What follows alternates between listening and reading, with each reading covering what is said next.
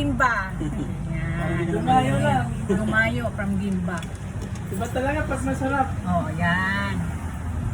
Hindi masyadong matamis. Saktong-sakto. Oh, kahit daw may kakanin doon sa kanila. Ayan yung sa US. US. Nakalagay na dito yung mga kanya-kanyang resibo, sir. Tama. Lagay ko.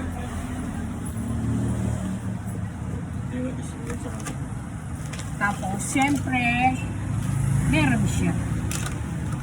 Marami siyang pa-order, naka-worth 3K siya. 3 plus. Pa-shoutout po. O, shout out daw. Pa-shoutout. Grab mo ng Gimba. O, grab ng Gimba. Yan, meron na kami yung grab rider sa Gimba. Gimba. Dami niyang pa-order eh. Daming pasabay. Maraming pasabayan pa. Opo. Magkano po yung ano ko? Yung huli ay 320 yung pahabol. Opo. Tapos ito yung para sa Wow! Siyempre, Thank you! tatlong klase yan. Sana regular ng pan, ano, tuloy-tuloy. Opo ma'am, kasi first time nung ano, susunod niyan.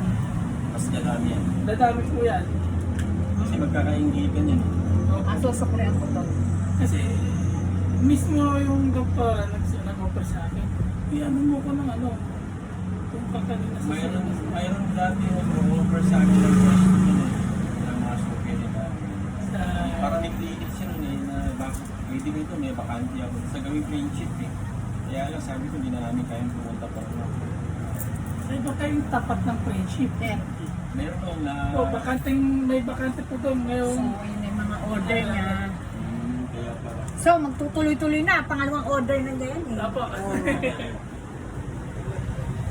Kaya dinamihan na niya.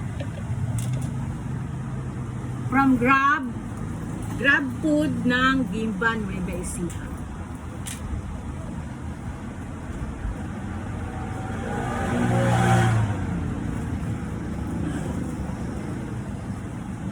Thank you ah. Thank you po! Antayin namin yung pagbabalik. Sa susunod ulit! Thank Opo, you. ma'am. Promise, Ingat, balik na balik ingat. pa ako. Salamat. Oh, kita ka.